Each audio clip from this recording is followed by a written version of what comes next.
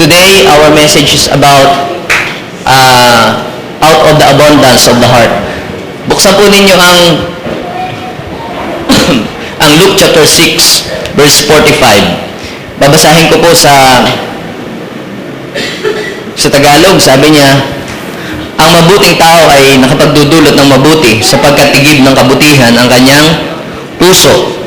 Ang masamang tao ay nakapagdudulot ng masama sapagkat puno ng kasamaan ang kanyang puso. Sapagkat kung ano ang bukang bibig, siyang laman ng dibdib. Okay, basahin po natin sa English. Sa English Standard Version, ganito po naman po ang sinabi. Basahin natin. 1, 2, 3, go. The good person out of the good treasure of his heart proceeds good. Produces good. And the evil person out of his evil treasure produces evil. For what? For out of the abundance of the heart, his mouth speaks. So, yun po ang ating pag-uusapan ngayon. Out of the abundance of the heart. Ilan po sa atin dito ang pumunta na ang inyong pong desire ay mabago pa ang inyong buhay sa larangan ng inyong pananalita? Sino po dito gusto niyang mabago pa the way he speak or the way he talk o the way na siya ay kumilos o sa kanyang pamumuhay o takbo ng kanyang buhay o mabago pa ang kanyang karakter? Marami po pagka po January, papasok po yung bagong taon, marami po silang mga New Year's resolution. Maganda naman po yung meron tayong New Year's resolution eh. Jinjin ako iinom, wish ka ako ipilitin, basta tanduayan mo. Pero magbabait na ako. Hindi na ako magsasalita ng masama, hindi na ako magmumura, hindi na ako maglalayas. Dami po nating mga sinasabi pag New Year. Pero bakit po sa pagkalipas ng mga araw, nabibigo po tayo na baguhin ang ating pong mga sarili? Bakit hindi natin magawa? Tapos kakantahin na lang natin yung gusto kong bumangit pero di ko magawa. Bakit hindi natin magawang baguhin ang ating salita? Bakit hindi natin magawang baguhin ang ating mga kilos? Bakit hindi natin magawang baguhin ang ating mga ugali? Mga kapatid, gusto ko maintindihan nyo that real change starts in the inside, not from the outside. Sabihin mo sa iyong katabi, because real change starts in the inside, not in the outside. So, kaya po hirap tayong baguhin ang ating pong salita, ang ating mga ugali, ang ating mga kilos, ang ating mga karakter. Kapatid, yan po ay resulta na lamang kung ano ang nandito sa loob. That is a result ng mga kung ano ang nasa loob ng ating pong puso. Inilalabas lang yan kung ano ang nasa sa loob ng puso. Kaya kahit pilitin mong baguhin ang iyong salita, pilitin mong baguhin ang iyong gawa, wala kang magawa sapagkat yun ay resulta na lang kung ano yung nangyayari sa loob ng puso. Yun ang dapat nating maintindihan. Meron pong 5 pangunahin pong bagay na makikita natin kung ano ang laman ng puso ng tao. Only God can see the heart of every person. Pero, sinabi din naman ng Biblia, sa 5 pangunahing bagay natin makikita, what is in our heart reflects in 5 areas. Una po, ang laman ng puso po ng tao, ito po ay nahayag through the word of mouth. Sabihin natin, through the word of mouth. Kung ano ang sinasabi, lumalabas sa bibig. Diba? Basahin natin yung Luke chapter 6 verse 45 sa New Living Translation. Go. Sabi niyo po dito, a good person produces good things from the treasury of a good heart, and an evil person produces evil things from the treasury of an evil heart. Tingnan niyo, sabi doon, what you say flows from what is in your heart. What you say flows from what is in your heart. Bakit may mga tao, ang sakit nila magsalita? Bakit may mga tao pagka nagbiro, grabe, tagos sa laman, tagos sa ano? Kasi yun ang laman ng kanilang puso. Inilalabas lang, kasi ginalit niya ako Diba? Ganun. Actually, sinundot lang, lumabas kung ano yung nandoon sa laman ng puso. Diba? Kung ano yung nasa loob. Kaya, kung ano yung laman ng puso mo, yun ang lalabas dito. Para siyang sponge na pag ibinabad mo yun sa sabon, pag piniga mo yan, lalabas ang bula kasi ibinabad mo siya sa sabon. So, ganun din po sa ating pong puso, mga kapatid. So, kung ano yung lumalabas sa bibig ng tao, yun ang pangkaraniwang laman ng kanyang puso. So, kung anong laman ng puso, yun ang bubukas sa nguso. Sabihin mo sa iyong katabi, kung anong laman ng puso, yan ang lalabas sa iyong nguso. Pangalawang area na mapagkikitaan natin kung anong laman ng puso ng tao is through his action. Through his action. Basahin uli natin yung Luke chapter 6 verse 45. Good people produces good. Bakit? Yun daw masamang tao ay nag-produce ng masama just because yun ang nasa sa kanyang puso. Kaya may mga tao hindi nga nagsasalita, pero pag kumilos hindi nagsasalita, pero alam mo, sa puso niya may galit. Pag binagsak ang pintuan, pag naglinis ng pinggan, yung 6 na pinggan, nagiging 100 na. Kasi basag-basag. Ano? So, hindi nagsasalita, pero nilalabas niya sa pamagitan ng kilos ang kanyang laman ng kanyang puso. Kaya dito, mga kapatid, hindi natin may tatago ng mahabang panahon kung ano ang laman ng ating puso. Pwede tayo magkunwari, pero hindi natin mapipigilan. Para yung bang puso ng mais na tinapisan mo ng tinapisan, pero nalabas pa rin yung buhok, ano? Pangatlong mapagkikitaan ng reflection ng laman ng puso ng tao ay through what? Personality. Basahin natin ang sabi ng Bible. Sa aklat po ng Proverbs 27 verse 19. As the water reflects the face, so the heart reflects the person. The heart reflects the person. Pag may mga tao, talaga sadya yatang magagalitin. May problema sa puso yan. Ano? Bakit may mga tao matampuhin? May problema yan may problema sa puso yan. Kapatid, inilalabas lamang ng ating ugali kung ano ang tunay na nasa sa loob ng puso. Dahil sabi ng Biblia, as the water reflects the face, so the heart reflects the person. Kung ano ka, kung ano nakikita sa iyo, yun ang laman ng iyong puso. Pangapat na bagay na nakita ko, paano po, saan magre-reflect kung ano ang laman ng puso ng mga tao is through the kind of person who are attracted to him. Through the kind of person who attracted to him. Pansinin ninyo, ang mga homosexual people, track nila ang mga homosexual. Bakit bumabarkada sila doon? Because they have the same heart. Pareho ang kanilang puso. Pareho silang damdamin. Nagkakaintindihan sila. Ang mga lesbian, ganun din. Basta nyo ba? Ang mga taong rebellious, ang malimit nilang kasama, mga rebellious people, merong rebellious heart. Sapagkat nagkakaisa sila ng heart. Pansinin ninyo yung mga nagrarally. Yung mga rallyista. Meron po silang iisang puso. Meron silang iisang heart. Meron po silang rebellious heart. Kaya, pansinin ninyo, mga kapatid, ang tao na meron pong heart sa mission, lagi niyang nakakasama yung mga taong mahilig sa mission. Ang mga taong soul winner, ang malimit ang makasundo, yung mga taong soul winner. Kaya minsan may mga tao, tandaan mo, makakakita ka rin ng katapat. Meron kang katapat. Diba? Pansinin nyo, yung pong mga na-in-love dito, diba? Tsaka ka nagpakasal, naging isa kayo. Bakit? Kasi parehas kayo ng laman ng inyong puso. Kung hindi naman kayo parehas ng puso, hindi naman kayo papakasal, di ba? So, kalimitan, ang puso, na-attract nito ang ibang taong may ganun din ang puso. Ang mga tao merong burden sa soul can attract people na meron ding burden sa soul. Tingnan po natin si David. Ang mga bitter people can attract bitter people. Pare-pare sila na naramdaman Di ba? Kaya doon mo nakita. Tingnan natin doon sa 1 Samuel. Sabi doon, mula sa Gat, tumakas si David at nagtago sa kuweba ng Adulam. So si David, meron siya pinagtataguan. No? Nahabol siya ng Bombay. Hindi ni Saul. Okay? So sabi po dito,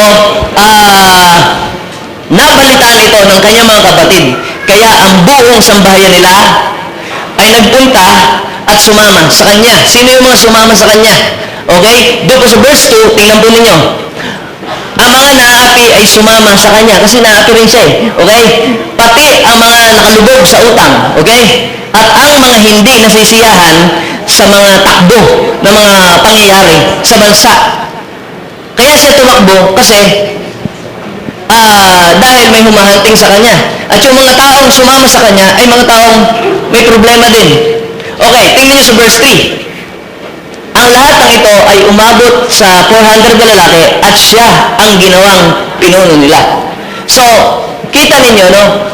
Itong mga prostrate, tao merong prostration can attract people na meron ding prostration. Kaya ang maganda nito, maganda lang kay David na ayos yung puso niya, kaya yung mga tao frustrated, nadala din niya sa maayos. Ang problema kasi, kapag frustrated ka at sumama sa mga frustrated, ang puso mo hindi na ayos, you will fall. Ikaw ay pupunta sa, kung pwedeng ikaw ay magkudita, o pwedeng ikaw ay mag-aklas, o mag-cause ng rebellion. Yan po ay nangyayari pag hindi po maayos po ang heart ng isa pong tao. At ang isa pa, panglima, na makikita natin yung laman ng puso ng tao is through his lifestyle. Lifestyle. Ano ang kanyang buhay? Papaano siya gumagastos? Papaano siya namumuhay sa araw-araw? Ano ang kanyang mga libangan? Ano ang kanyang pinupuntahan? Ano ang kanyang pinagkakaugalian? Okay? Sabi po dito sa Proverbs, buksan natin yung Proverbs 21 verse 2. Every man's lifestyle is proper in his own view. But the Lord weighs the heart. Kaya, bakit may mga tao, hilig nila mag-shopping, tapos hindi naman kailangan, bili ng bili? Dahil merong emptiness yan sa puso.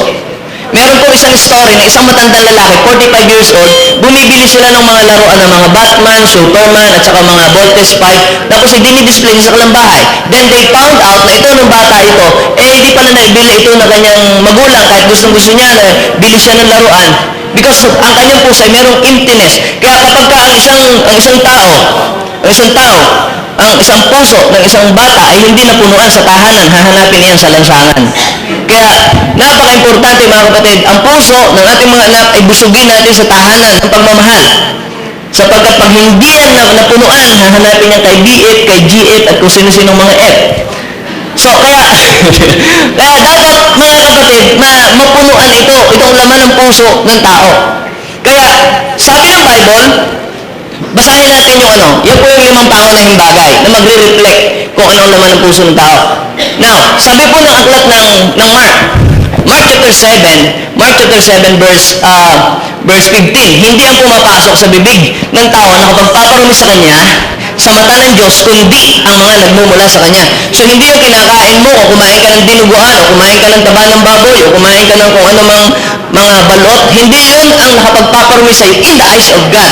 Actually, ang dinuguan, ang baboy, ang hipon, ay hindi nakaka-affect sa iyong salvation. Sa health, pwedeng maka-apekto. Pero sa salvation, ay hindi requirements for salvation ang pagkain. Ang requirements sa salvation is faith. You must believe. Pero yung pagkain, yung inumin at mga kung ano-ano pa, hindi yan kailangan for salvation. Kaya sabi ng Bible, hindi yung pumapasok sa bibig ng tao, kundi ang nakapagpaparami sa kanya sa harap ng Diyos, kundi yung nagmumula sa kanya, sa kanyang salita, sa kanyang gawa, sa kanyang kilos, sa kanyang buhay. Lahat yan nagagaling sa puso. Sabi po ng aklat ng Mark chapter 7, in-emphasize ni Jesus. Pag dinire-direction niyo sa verse 14, 15, 16, sabi doon, dahil doon, parang ipinahayag na ni Jesus na pwedeng kainin lahat ng pagkain. Pero, dapat maging watchful ka rin sa iyong kinakain. Hindi ibig sabihin na hindi bawal ang kumain ng dinuga, titirahin mo ng titirahin. Hindi ibig sabihin, hindi pala bawal ang kumain ng laman ng loob, titirahin mo ng titirahin. Okay? So, you must be watchful. Kung yan ay hindi bagay sa iyong health, better not to eat.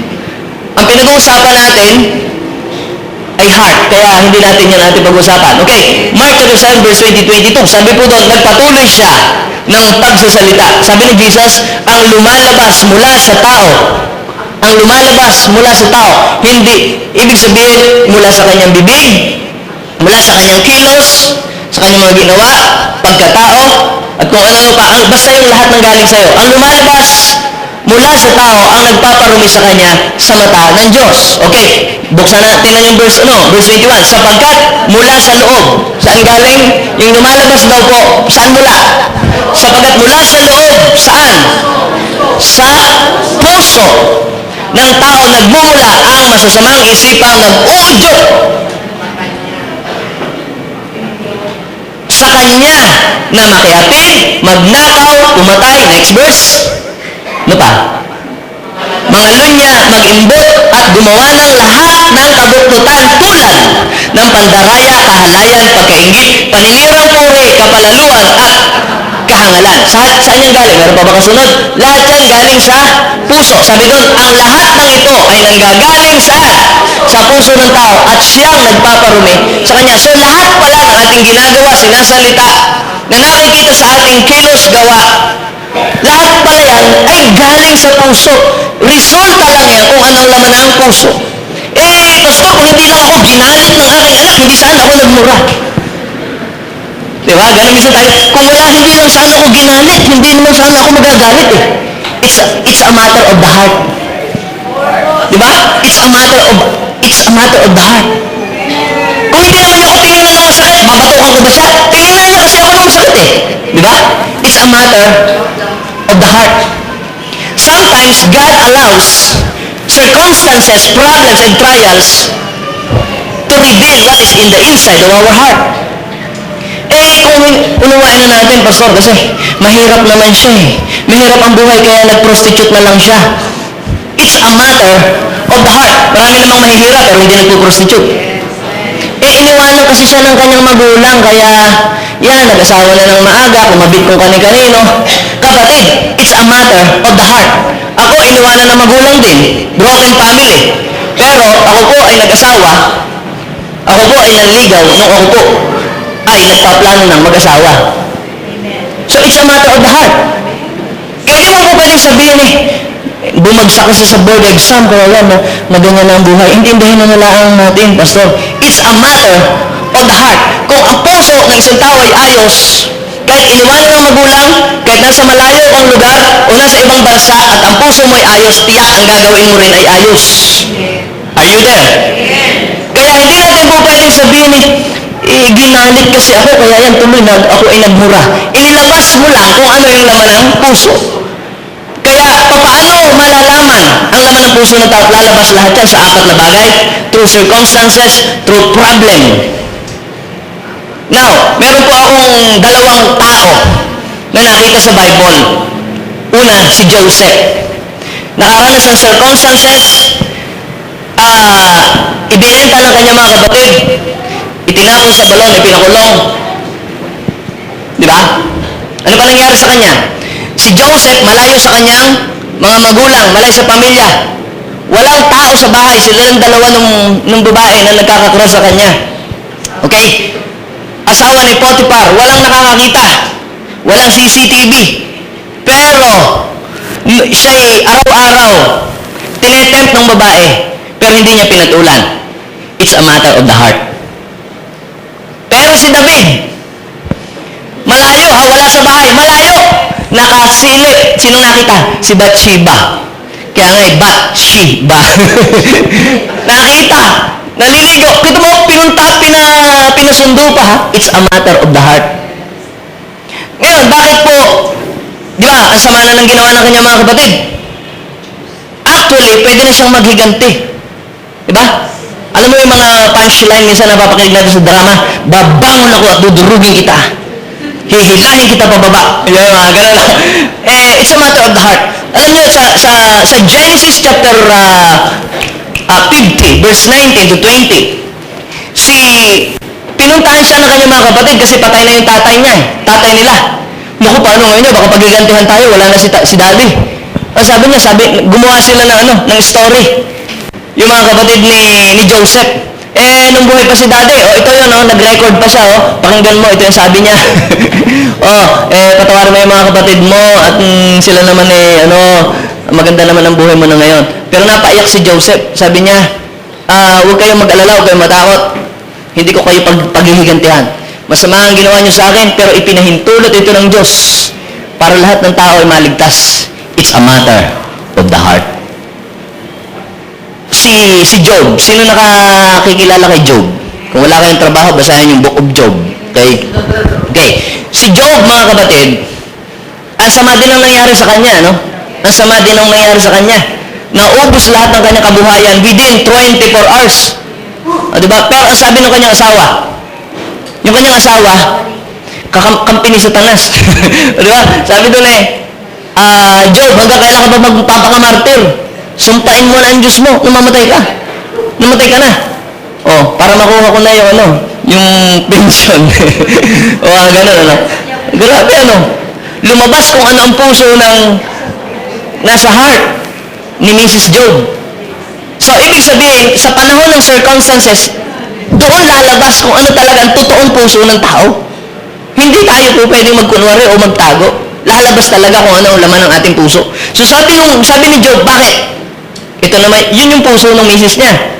Sumpain ng Diyos, di ba? Pero ano naman ang puso ni Job? In the midst of the circumstances, bakit? Kasaganaan lang bang gusto mo sa Diyos?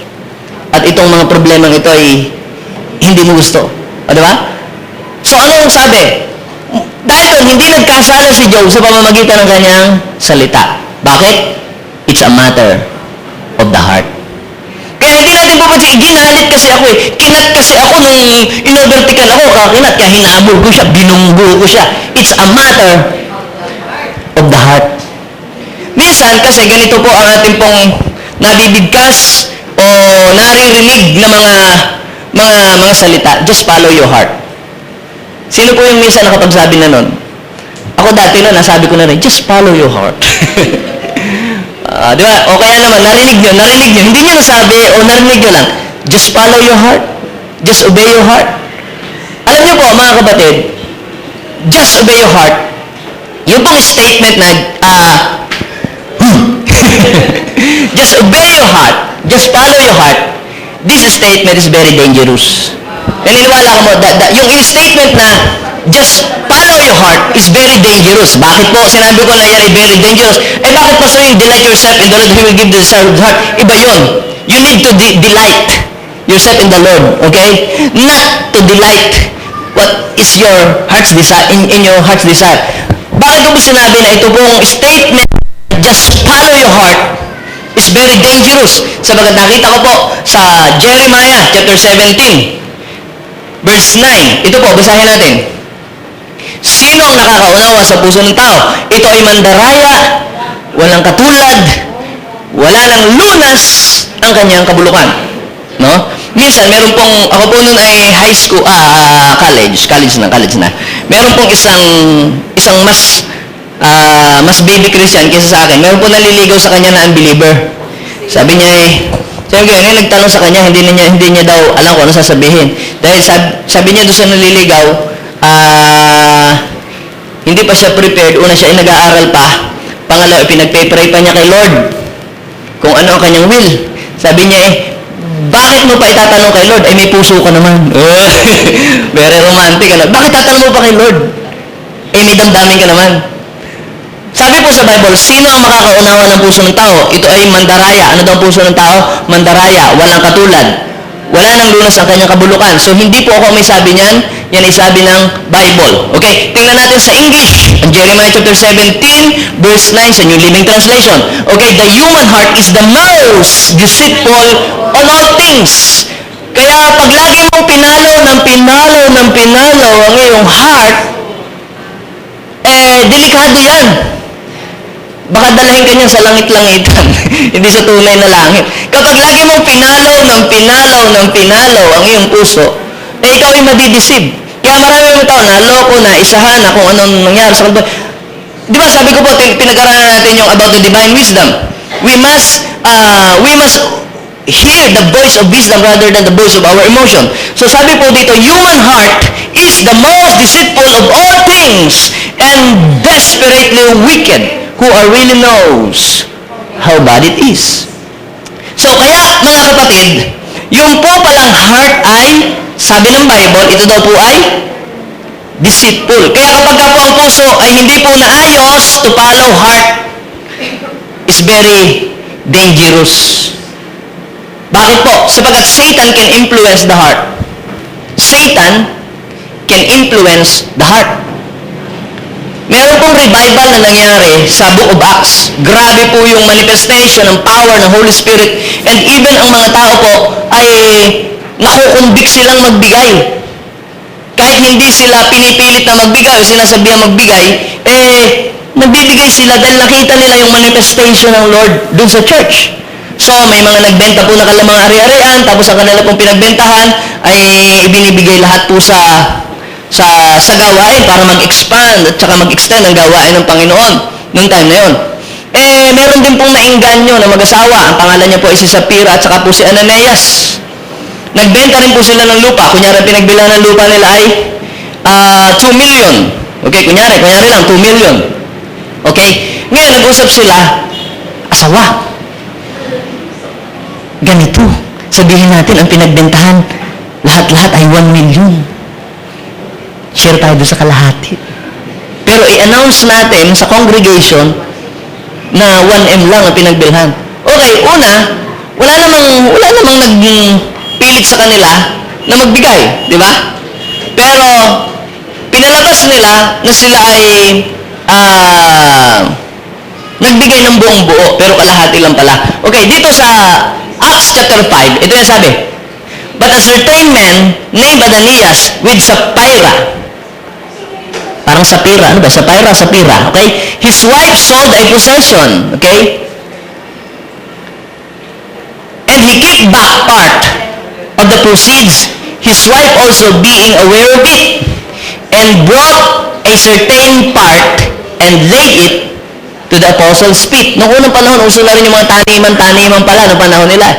Pinagbibilit, tapos binibigay, sabi din, laid it at the apostles' feet. Sabi sa verse 3, but Peter said, Ananias, why has Satan, sabi niya, Ananias, why has Satan filled what?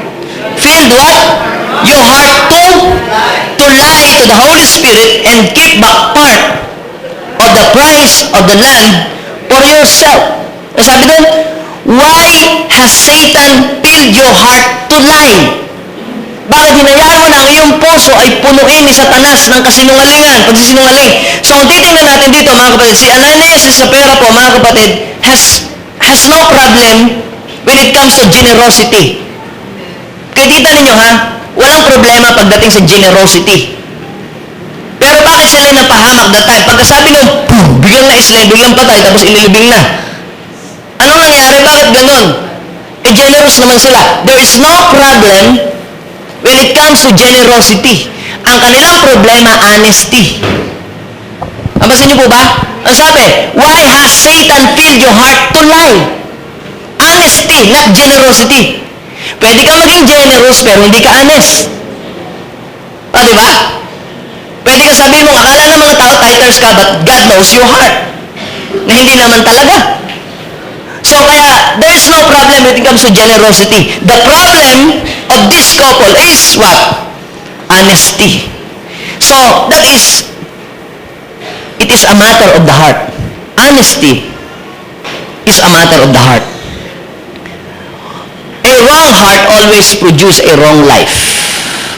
A wrong heart always produce a wrong life. Kaya pag mali ang puso mo, siguradong magiging mali ang takbo ng buhay mo. Let me give you an example.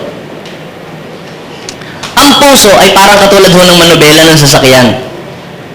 Kung saan mo yan ipipihit, ay doon tatakbo ang iyong sasakyan. Ang puso ay katulad po ng master control. Ang heart po is like, ang heart po ay master control. Yan ang master control. Katulad ng mga lights na ito na nakikita ninyo. Bakit yan nagiging pula? Tapos biglang nagbi-blink. Tapos biglang magiging orange. Sapagat meron po yung master control nandun sa likod. Kung gusto mong gawing pula, gagawin niyang pipindutin lang niya yung number, kung anong number yon, tapos biglang lalabas yung pula. Kung gusto mo maging red, biglang naging red. Kung gusto mo magbi-blink, pipindutin mo dun sa master control at lalabas lang yan dyan. Ang heart ng tao ay ganun din. Nandito ang control. Kung gusto mong baguhin ang iyong salita, maayos sa kilos, hindi yung dila mo, lalagyan mo ng stapler at tape na ganyan para hindi mong salita. Ang kailangang ayusin mo, ito, ang puso. So, kaya, tingnan ninyo, mga kapatid, ha? A wrong heart always what? Produce a wrong life. Kaya mali po ang buhay kasi mali ang puso. Kaya hindi po ayos ang takbo ng buhay kasi hindi po ayos po ang puso. Kaya, kung gusto natin maging maayos ang ating buhay, ngayong year 2017, ang ayusin mo ay puso. Ang ayusin mo ay puso. Sapagkat pag maayos ang puso, magiging maayos ang lahat. Kita ninyo, negative heart can attract negative situation. At parang magnet ba? Kita mo, kapag ang puso mo ay maayos, ma-attract mo rin mga magagandang bagay. Minamagnet lang yun kung ano yung nasa sa loob. Minamagnet ka, dinadala ka lang. Parang itinatapat ka, yun yung katapat. May katapat yan eh. Kung ano naman ang puso natin, laging may katapat yan. Kung ang halaman ng puso mo negative, may katapat din yan. Laging may katapat. Pero kung kalaman ng puso mo maganda, laging hahanap din yun ng katapat. At doon ka ifo-focus kung ano naman ang iyong puso. Kaya, pansinin nyo, obserbahan ninyo. At marirealize nyo, tama itong sinasabi ko. Bakit? Kasi nakita ko sa Bible eh. Kaya, paano gagawin natin? Para umayos ang buhay natin, we need to follow the Word of God, not our heart. We need to follow the Word of God. Because to follow heart is very dangerous. So anong gagawin natin? We need to follow the Word of God. Sabihin mo sa iyong katabi, follow the Word of God. Sundin mo ang sinasabi ng salita ng Diyos, hindi ang tibok ng iyong puso. Are you with me? Sapagkat kapag lagi mong pinakinggan ang tibok ng iyong puso, minsan dadalhin ka nito sa liko. Minsan ayaw nito yung salita ng Word of God. Minsan ang puso gusto mo itong marinig, yung blessing lang. Pero pagka rebuke na, correction na, ay hindi yan. No? Ang ating puso, selective. Nang gusto natin pakinggang music, selective tayo sa pakinggan natin, babasahin natin, o panonoodin natin mga pelikula. Pero minsan yung inaayawan natin, yun pala yung magdadala sa atin sa maganda. So we need to follow the Word of God, not our heart. Basahin po natin ang Numbers chapter 15, verse 39. Remember all the commandments of the Lord. Ang sabi, remember all the commandments of the Lord to do them. Bakit alalahanin? To do them. Sino po dito ang nakakaalala pa ng aking ipinreach nung Sunday? Hindi na naalam ng iba. So yun ang dahilan kung bakit walang nasusunod. Lumilipas ang panahon, hindi nag-grow, hindi lumalalim, hindi nagbe-bless. Sapagat ang sikreto ng pagpapala ng Diyos ay not just hearing, but doing. So sabi po dito, remember all the commandments of the Lord to do them. Not to follow after your own heart and your own eyes. Not to follow after your own heart and your own eyes. Ganda niya, pogi siya, pogi. Mababorn again din naman yan. Makikilala din naman yan sa Lord. Pagpepere ko, ipagpapasting ko pa. Minsan, sumusunod ka dun sa gusto ng puso mo, pero hindi yung gusto ng Diyos. Kaya pagdating dun sa dulo, pag napariwarakan, Lord, naglilingkod naman ako sa iyo. Bakit ganito ang nangyari sa aking buhay? Ang tanong, sinunod mo ba talaga yung instruction ng Diyos o yung gusto lang ng puso mo? Kaya, kung tayo lang pala ay susunod sa salita ng Diyos, ang buhay natin magiging maayos. So, kaya mayroong instruction na ganyan. Sapagkat, yan ang ating GPS sa ating lalakarang mundo. Yung Word of God. So, now, isa pa, we need to guard our heart if we want to experience abundant life. Sino dito ang gusto ng abundant life? You need to guard your heart. Sabihin mo sa katabi, guard your heart. Sabihin mo ulit, guard your heart. Yan, baka may abundant, maging abundant. Yeah. Sino dito ang may gusto ng abundant life? We need to guard our heart if we want to experience abundant life. Ano sabi po ng Proverbs chapter 4 verse 23? Sabi doon, above all else, guard your heart for it is the wellspring of life. Above all else. Pag sinabing above all else, higit sa lahat ng bagay. Higit na ito ang pinakamahalaga. Ano sabi? Above all else. Above all else, guard your heart. Pag sinabing above all else, higit na pinakamataas. Alin daw ang above all else dapat nabantayan?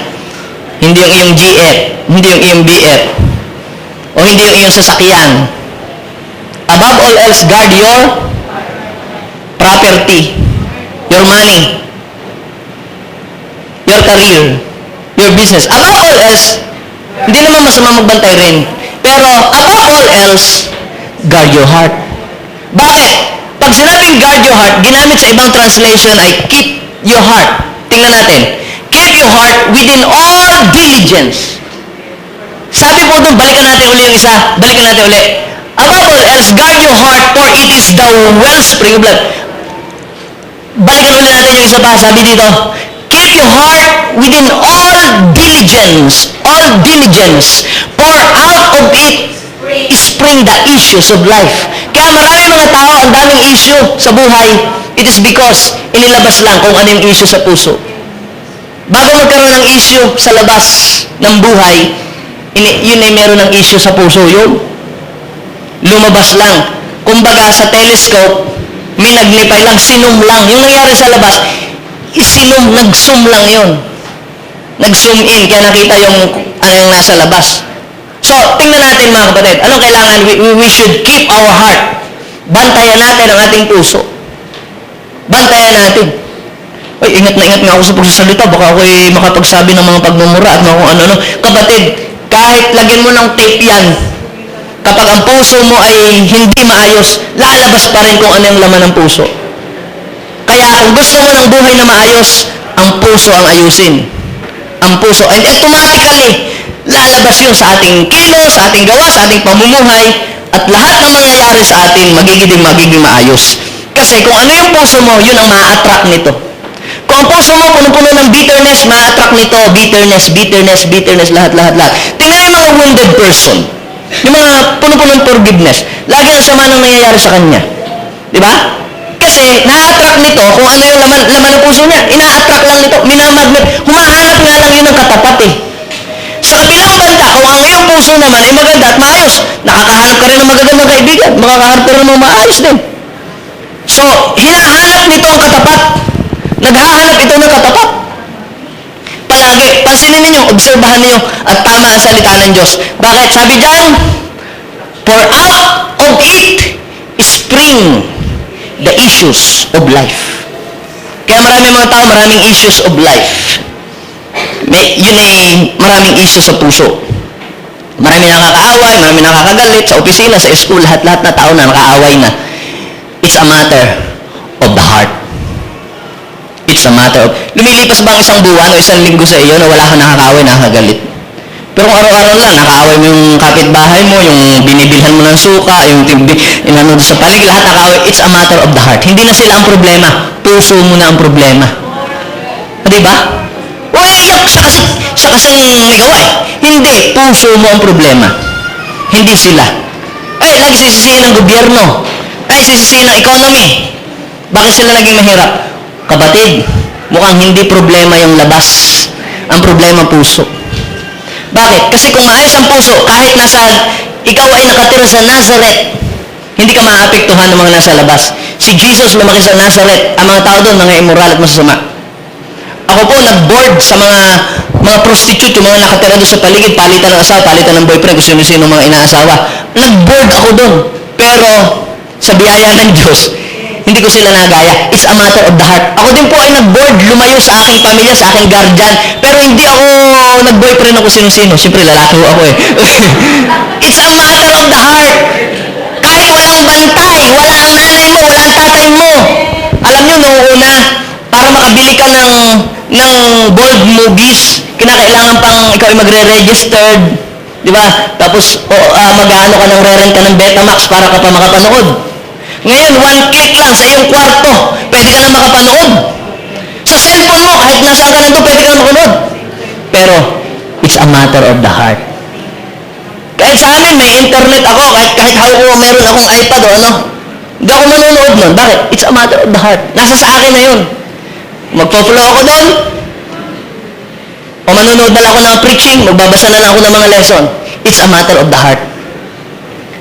It's a matter of the heart. Hindi kasi, yung kasing cellphone ang may gawa, kaya nakapanood ako ng mga malalasba. Sabi naman ng website, yan kasing internet eh. Sabi naman ng gumawa ng internet, yan kasing Samsung, bakit ka gumawa pa ng laptop yung mga yan? Sabi naman ng, si ano kasi, ang may gawa kasi niyan, si Bill Gates. Bakit ba si Bill Gates ang nagbento pa ng Microsoft? Kapatid, kahit yan nakapalibot diyan, ang mga nangingindat, ang mga kumakaway, nasa sa puso mo yan eh, nasa sa puso mo yan. Kasi tinempt ako, tinukso ako, kaya nakipagtanan na ako sa kanya. It's a matter of the heart. Marami dyan na nag-aano din naman, pero hindi naman gumagawa ng gano'n. Di ba? It's a matter of the heart. So, kaya, dito, mga kapatid, ang puso ang kailangan nating bantayan. Kahit pa yan ay walang mga anumang internet sa inyong bahay, pag ang puso mo'y ibang kinauuhawan, ang mga lustful things, hahanap ka pa rin ng paraan para gumawa ka nun eh. Di ba? Pero kung ang puso mo'y maayos, kahit maraming internet, kahit nandiyan dyan, hindi mo bubuksan yan. Bakit? It's a matter of the heart. Hindi yan ang hinahanap ng puso ko. Ang hinahanap ng puso ko, presensya ng Diyos. Depende yan sa hungerness ng heart mo. Saan ba nauuhaw ang puso mo? Sa mga lustful things or sa Word of God? Depende. At ipupurso yun. Ipupurso mo yun. Now, meron po akong tatlong mahalagang bagay kung paano po natin mapapangalagaan ang ating pong puso. Di ba sabi, guard your heart. Above all things, guard your heart. Sa physical, if you want to guard your heart, huwag kang kumain ng mga malalangis, iwasan mo kumain ng mga alalat, kumain ka ng mansanas a day, good for the heart, at Quaker oats, yan. Yan ang paraan para ang iyong puso ay maging healthy. Yan ay natural heart. But how about spiritual heart? Yung ating puso, para ito'y mabantayan natin, magwardyahan natin. So yan po ang kinakailangan. Una, we need to internalize the love of God. Pag sinabi natin internalize, ay isaloob mo, ipasok mo,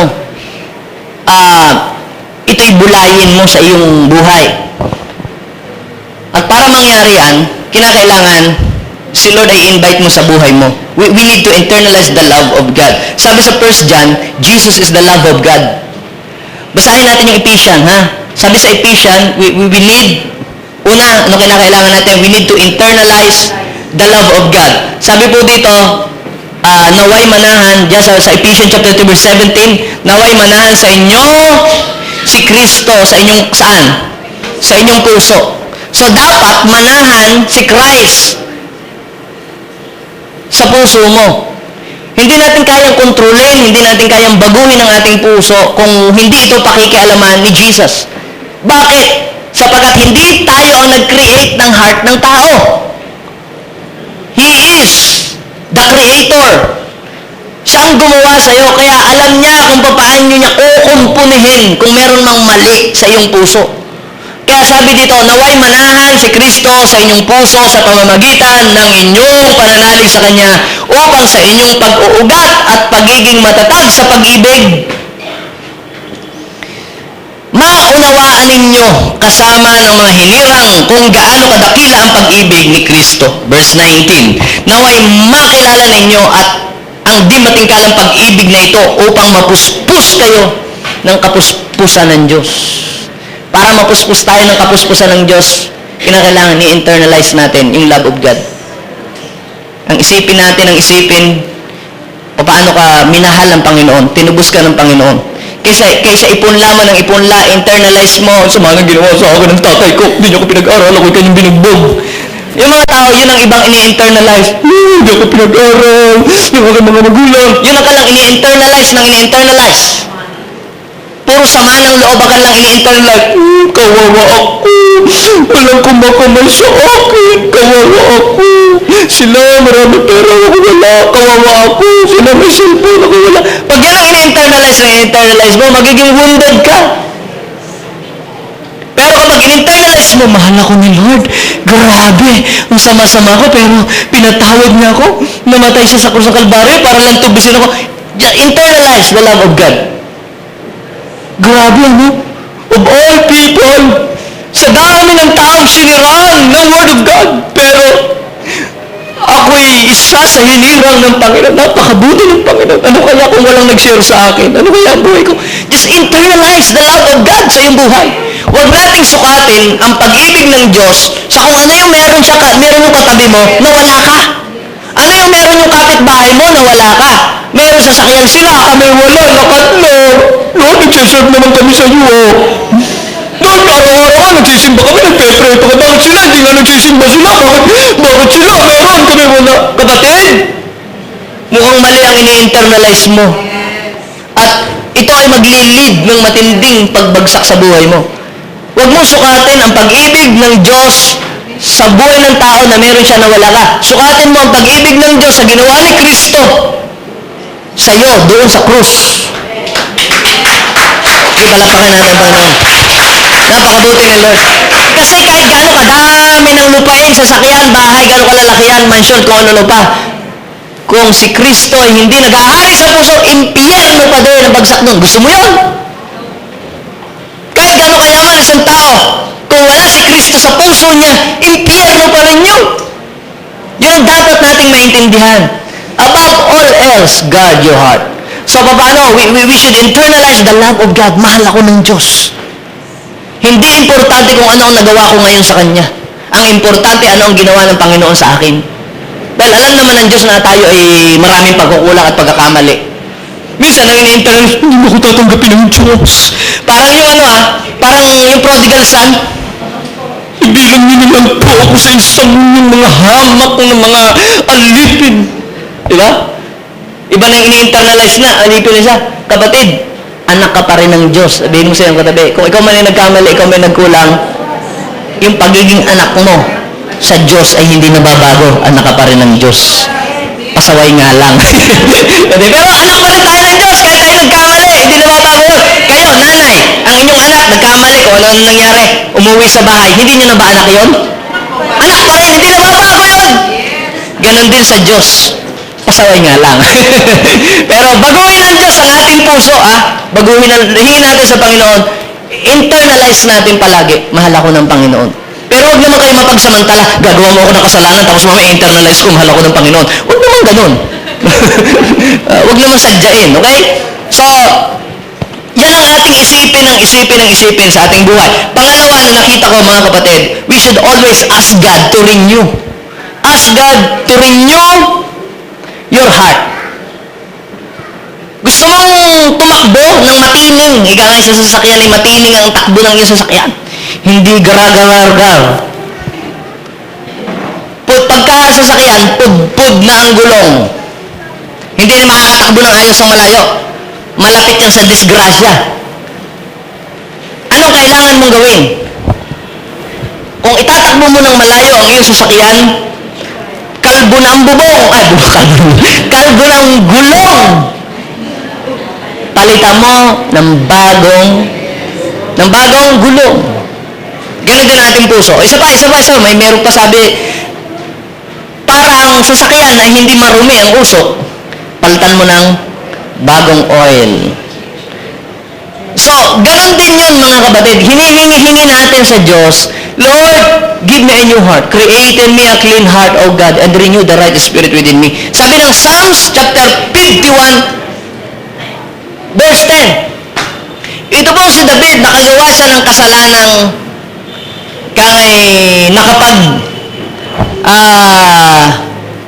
pagulo sa kanyang buong pamilya, pati sa kingdom, dahil sa kanyang nagawang kasalanan. Pero, alam niyo po, ang naging response niya, sabi niya, Lord, create in me a clean heart. Create in me a clean heart. Pag sinabing clean heart, a pure heart. And renew the right spirit. Pag sinabi natin clean heart, yung malinis na kalooban, right spirit speaks about our character. Kapag isang tao, merong wrong spirit, meron siyang wrong character. So, ang spirit ay nagre-represent ito sa character niya. Ibang spirito ng taong yon. Bakit ganun ang spirito niya? Bakit ang bigat lagi? O bakit ganun siya? Lustful. So, yun ang spirit meron siya. Yun ang character niya. So, kung anong spirito meron ka, yun ang character mo. So, intinan nyo, the right spirit. Kung ikaw ay magagalitin lagi, yung spirito ng pagiging magagalitin na sa'yo, yun ang character mo. Now, next, sabi niya dito, Ezekiel 36:26, humingi tayo ng bagong puso. Bakit? Sapagkat ang promise ni Lord, anong promise ni Lord? I will give you what? I will give you a new heart. Bago tayo humingi ng bagong sapatos, bagong cellphone, bagong gadget, ilan na sa atin ang humingi sa Diyos ng bagong sasakyan? Pero kung ang puso mo ay luma, baka mamaya ibungguin mo lang yung mga taong mga pakalat-kalat dyan. Ilan na sa atin ang humingi ng bagong bag, bagong cellphone, bagong sasakyan, bagong gamit? Hingi tayo ng hingi. Ang tanong, gaano ka kadalas humingi sa Diyos ng bagong puso? Wala, siguro nung nun lang ako bago ma-born again, na 20 years ago, ha? Kapatid, araw-araw, kailangan humingi tayo sa Diyos ng bagong puso. Lord, bigyan mo ko ng bagong puso. Sabi nun, I will give you a new heart and put a new spirit. Speaks of character. Yung character ko, Lord, na hindi maayos. Bakit kailangan yan? Alam mo, pagka gusto nating mag-grow ang ating cell, you need a new heart and new spirit. Hindi lalago ang iyong cell kung wala kang new heart and new spirit. Makakaaway mo lahat yung mga yun eh. Di ba? Pero kapag meron kang new heart, new spirit, dagdag ng dagdag ang mga taong makakasundo mo.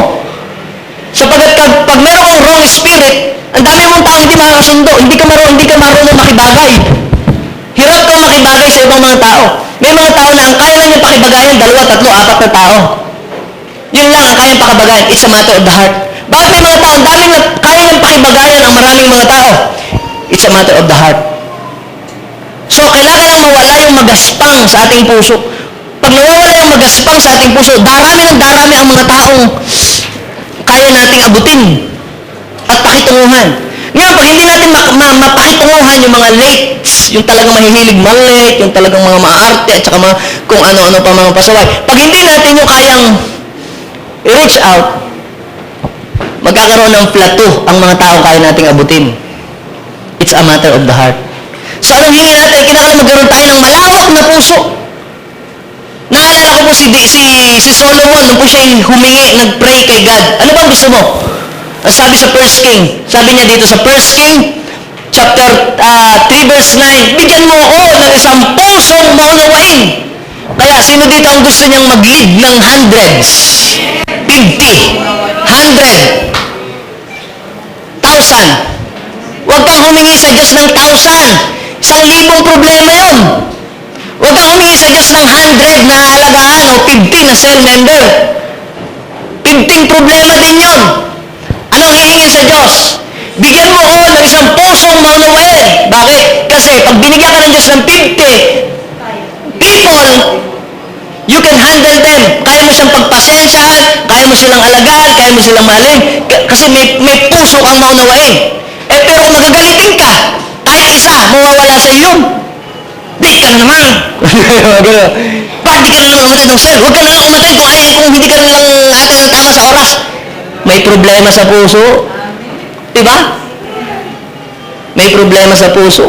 So sabi po doon, bigyan mo ako ng isang puso maunawain na marunong kumilala sa masama at magaling. If you want to reach many people to Christ, kinakailangan po dyan, ang puhunan dyan, tama ang puso. Dahil hindi lahat ng ini-invite ninyo, maganda ang response. Yung iba, pe-persecuting kayo. Magbarbar nga, kakalokohan lang yan. Sira ulo ka dyan. Kaya kung hindi maayos ang puso mo, para kang si James at si John. Lord, magpapababa na kami ng apoy dito para magkamakain na yung mga yan. Ayaw kayong tanggapin. Ang puso. Hinay-hinay lang. Di ba sabi ni Jesus? Pumunta ako dito, hindi para parusahan at ipahamak ang mga yan, but to seek and save the lost. So kaya, ano ang puso dapat hingin natin? Ito, nagkaroon tayong idea. Lord, gusto ko po yung puso ni Jesus ang maging puso ko ngayong oras na ito. Para yung mga taong hindi ka ibig-ibig, magagawa kong ibigin. Ang mga taong hirap mapatawad, magagawa kong mapatawad yan. Bakit? Sapagat ang puso ko ay katulad ng puso ni Jesus. Kaya, mga kapatid, napaka-importante niyan. Paano? Ang gagawin natin, hihingi tayo sa Diyos ng pusong maunawain, na marunong kumilala sa masama at magaling. Ang pangatlo, hide God's Word in your heart. Mag-create tayo ng files sa ating puso. Mag-create tayo ng file na yon ay paglalagyan natin ng salita ng Diyos. Install natin ang salita ng Diyos sa ating heart. Ano sabi po dito sa sinabi po ni David sa Psalms 119 verse 9? Sabi sa Psalm 119 verse 9, how can a young man keep his way pure? Di ba minsan sabi, mahirap iba na ngayon ng mga kabataan, talaga naman, 10 years old pa lang, may mga girlfriend na, at mga kung ano-ano na, iba na ngayon ng mga kabataan, di ba? Ganon tayo? Talagang ano na yan, pangkaraniwan na yan, sa 21st century na tayo ngayon, may nangyayari na, at mga kung ano-ano, normal lang yan, tinatanggap mo kasi. How can a young man keep his way pure? By living according to your word. Verse 10, I seek you with all my heart. Do not let me stray from your commands. Verse 11, basahin natin yung verse 11. I have hidden your word in my heart. Here is the secret. I have hidden your word in my heart, that I may not sin against you. Kaya yung word of God, pag mayroong pumapasok na hindi maganda sa puso mo, yan ay parang antivirus. Toing! Di ba? Ano sinasabi ng antivirus? Merong pumapasok sa puso na hindi karapat-dapat. Lord, forgive me. Nakaisip ako ng hindi maganda sa puso ko. Lord, alisin mo, created me a clean heart, O God. Kung walang word of God, walang magpipilter sa bawat bagay-bagay. Tanggap mo lang ng tanggap, tanggap mo lang ng tanggap, tanggap mo lang ng tanggap. Walang nagpipilter. At yung mga pumasok sa puso natin, yun ang magtutulak sa atin para magawa ang mga bagay na hindi natin gusto at alam naman natin hindi tama. So, ang Word of God ay napaka-halaga. Yan ang antivirus. Kung ang computer kailangan install lang ng antivirus, sa mga computer shop, meron po silang tinatawag na deep freeze. Alam yung deep freeze, ganito yan. Kahit maraming virus ang pumasok, pag nirestart mo yung computer, bura lahat yun. What is the point? Ang Word of God ay parang ganyan. Ano man ang meron sa paligid natin, masama man ang mundong ito, kung meron tayong Word of God, mapipreserve pa rin ang kabanalan sa ating buhay. Bakit? Sabat ang Word of God is like a soap. Di ba? Preservative. Kaya, mga kapatid, we need to hide God's Word in our heart kung gusto natin ang ating buhay ay umayos. Kaya ang problema, pagkatapos kaya ng service na ito, maalala pa kaya natin ang message na ito? Oh, come on. Ano na nga yun? Sayang, sister, wala ka. Ang ganda ng tinuro ni Pastor nung Sunday. Anong sinuro? Basta maganda, tawanan nga kami. Ano nga yun? Basta ang ganda nga ng kwento niya eh. Ano nga? Basta. Kaya yun ang dahilan kung bakit ang daming mga Kristiyano, ang bagal na mag-grow. Dahil pagkatapos, pagdaan sa second floor, nalaglag na lahat ng narinig. Pagdating sa ground floor, limot ng lahat. Kaya ang bagal ng growth. Kaya maganda isulat, i-type. Pagkatapos ng service, yung mga cell, pag-usapan sa cell, ano ang mga bagay na naiintindihan mo sa mensahe na ating pinag-usapan ngayon. Right after this, pag-usapan nyo sa grupo nyo, ano ang natutunan mo? Ano nag-strike sa buhay mo sa salita na ating napakinggan? Bakit? Within 48 hours, lahat ng ating mga napakinggan ninyo, lalo na kung tayo ka pa ng tayo, nakikipagkwento ka pa, within 48 hours, bura na lahat yan. Pero sasabihin ko sa inyo, may mga preaching nung hindi pa ako pastor, ako'y high school students pa lang, na hanggang ngayon hindi ko nakakalimutan.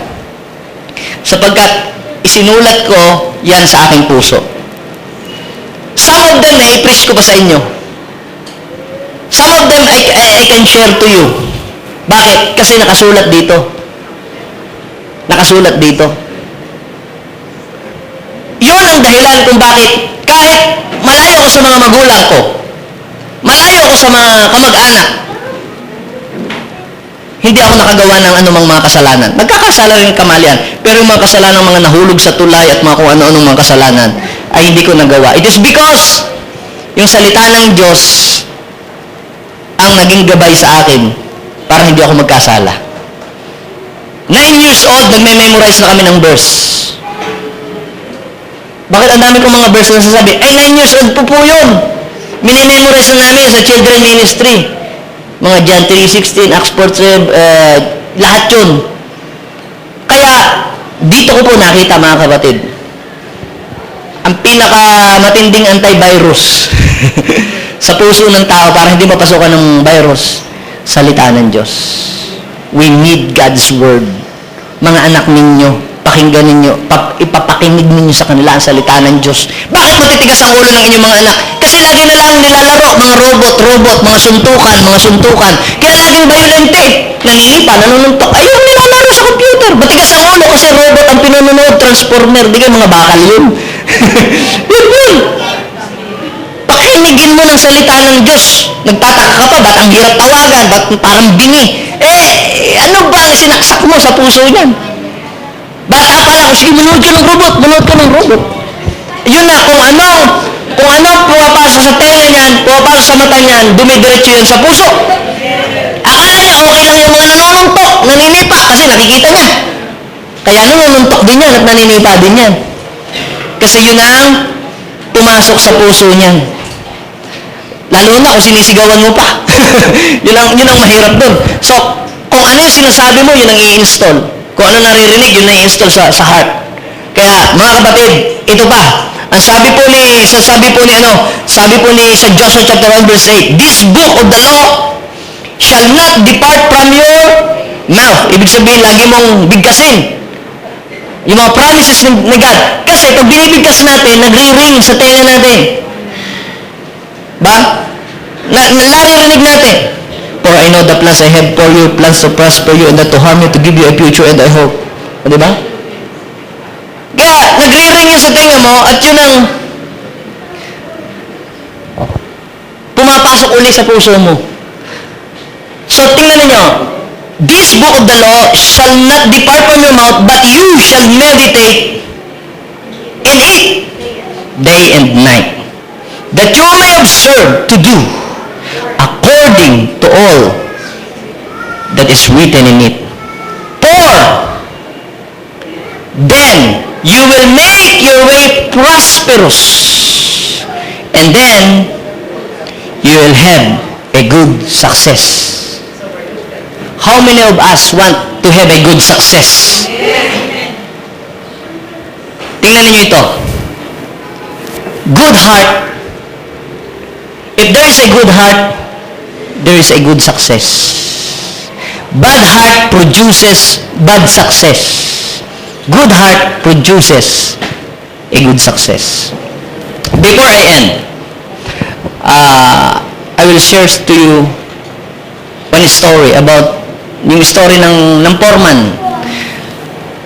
Meron pong isang mayaman na engineer na meron po siyang katiwala. Siya po ay foreman. Hindi po 4 na tao ha, foreman. Yung katiwala siya, yung siya nag-aasika. Pag meron po silang mga kontrata, siya yung taga-bantay, siya yung taga-check ng mga materyales. Yan, okay? So, ito pong engineer na ito, Meron po siyang isang foreman, simula pa nung una, mag-umpisa siyang mangontrata hanggang sa tumanda, makatapos na yung mga anak nung foreman na yon, talagang hanggang sa mag-retire na, ano na siya, 60 na. Magre-retire na. Nagpaalam na sa kanyang sa kanyang boss na, boss, baka naman pwedeng hindi na ako mag-foreman, humarap ka na lang ng iba kasi matanda na ako, tsaka hindi ko na kayang magtrabaho ng mabibigat. Sabi po nung una, ayaw pumayag po ng engineer. Sabi niya, alam mo, nangihinayang ako sa pagre-resign mo kasi kaya gumanda ang takbo ng aking kabuhayan, lahat ng naging successful dahil sa katapatan mo sa akin. Eh, sir, talagang hindi ko na kaya mag-work. Nag-request po yung kanyang amo, pwede bang isang kontrata na lang ang hilingin ko? Isang kontrata na lang, then pwede ka nang mag-retire. O sige sir, kung yun ang gusto niyo, di pagbibigyan ko kayo. Meron tayong kontrata na gagawin bahay. Kung gagawa tayo isang malaking bahay, 6 bedroom, tapos may mga swimming pool, tapos di-remote ang gate. Sabi nung sige po, binigay sa kanya lahat ang budget, siya po ang within 3 months tapos ang project na ito. So niya, binantayan niya yung project, siya yung nag-oversee, at di umalis na yung kanyang boss. Ngayon, pumasok sa isip ng foreman, total, ako naman ay naging faithful for the past many years ng aking pagsiserve. Gusto ko naman kahit papaano, pagka ako ay nag-retire na sa aking trabaho, kahit papaano, meron din naman ako magastos. Bukod pa dun sa, sa separation fee, kung ano man yun. So, ang ginawa niya ganito. Lahat ng mga materyales, kunyari, 100 semento sa isang poste, binabawasan niya ng 30, ibang halo. Yung bakal na 1/4, ginagawa niyang mas manipis. Yung bakal na uno, ginagawa niyang 3/4. So, lahat ng yun, iniba niyang kwenta. Sabi, total, yung mga ilaw, mga substandard lahat. No? Puro China. Hindi original. Lahat yun, So, lahat ng mga ginawa niyo, yung tiles, mumurahin na tiles ang kanyang inilagay. Pero katulad din, maganda rin. So, di tapos na po yung bahay. Natapos na, maganda-maganda. Yung pintura, instead na gloss, ang ginamit latex na flat. Pero maganda yung bahay. So, natapos na. So, sa madaling salita, kumita siya dun sa pag-ano niya, bukod pa dun sa sweldo sa kanya. Okay? Ngayon, sabi niya, total na pagawa mo yung bahay, meron pa ako isang kahilingan sa ating dedication ng bahay na ito, sa paghahandog, sa pagbibless. Dapat nandun ka, ha? Kasi para naman, yung pagre-resign, maipakilala ko sa aking mga kapwa engineer na ikaw yung nire-recognize ko na ikaw yung dahilan kaya na gumanda ang buhay ko. So, nagkaroon na po ng party. Nagkaroon po ng masaya, ng dedication, dinedicate na yung bahay.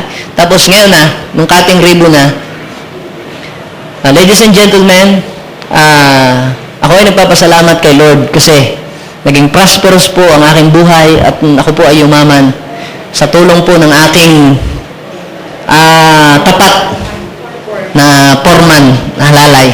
Kaya po naman, dahil sa kanyang katapatan sa akin, inilagay po ng Lord sa puso ko na itong bahay na kanyang huling pinatayo ay iririgalo ko po sa kanya.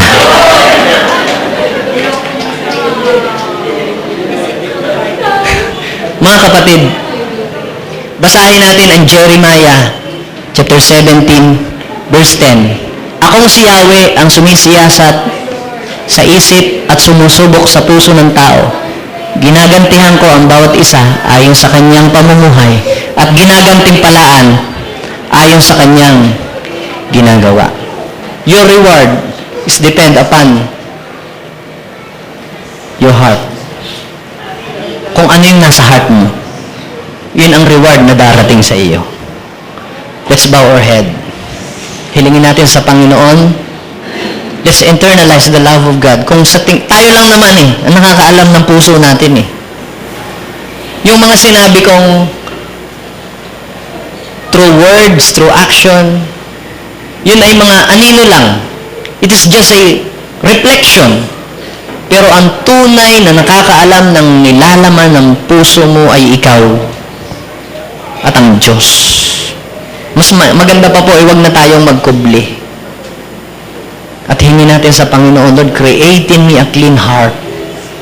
Huwag mong lukuhin ang iyong sariling okay ka. Huwag mong lukuhin ang iyong sariling okay ka. Alam ng Diyos ang laman ng puso mo. Hindi ka makapagtatago sa Kanya. Because God looks at the heart. Sa oras na ito, kung meron kang itinatagong kasalanan o nililihim na bagay, kapag pinanatili mo sa puso mo yan, darating ang araw, yan na magpapabagsak sa iyo. Maniwala ka sa akin. Hindi ito isang deklarasyon, kundi ito isang katotohanan.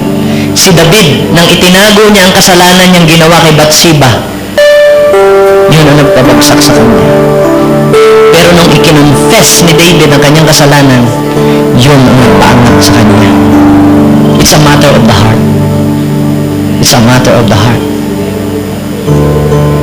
Kung gusto natin umayos ang ating buhay, umayos dapat ang ating puso. Magiging maganda ang takbo ng lahat. Abba Father, hirap kaming baguhin ang aming buhay. Hirap kaming baguhin ang aming sarili. God, this morning, hindi pala yun ang kailangan. Puso pala. Puso pala. Puso pala. Sige, pumikit ka. At hingin mo sa Panginoon. God, ayusin po ang puso ko. Touch. Yes. Just close your eyes. Just close your eyes. Just close your eyes.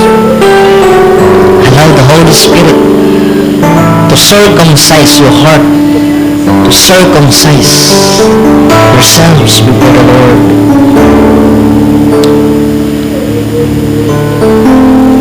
Of your heart, that's what I long for. A heart that follows hard after thee. Sige, manalangin ka sa Panginoon. Shhh. Touch.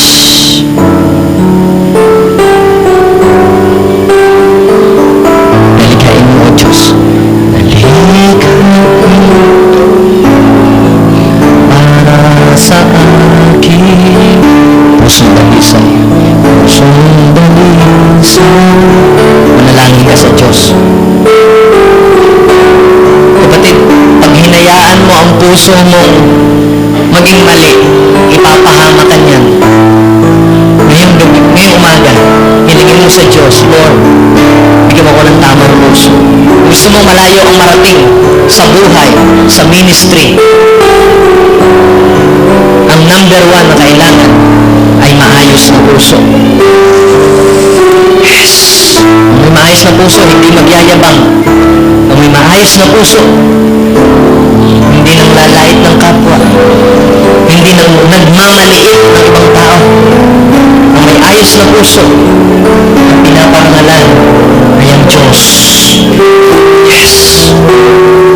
Yes! Yes! Bow your head. Kausapin mo ang Panginoon. Lord, tulungan mo ako. Bigyan mo ako ng bagong puso. Bagong spirit. Forgive me, Lord. Forgive me, Lord. Kung hinayaan ko na ang aking puso ay mapuno ng mga negatibong bagay. Forgive me, Lord. Forgive me, Lord. If I allow my heart na mapuno ng mga mahuhuling bagay. Search our heart, O Lord. Search our heart. Purify our heart. Humingi ka ng tawad Panginoon, kung may nagawa kang kasalanan sa Kanya, humingi ka ng tawad. Siya'y Diyos na madaling magpatawad ng mga kasalanan. Kung ikaw ay sincere na humingi ng tawad sa Kanya, hindi pang labas, kundi pang loob. If you are sincere,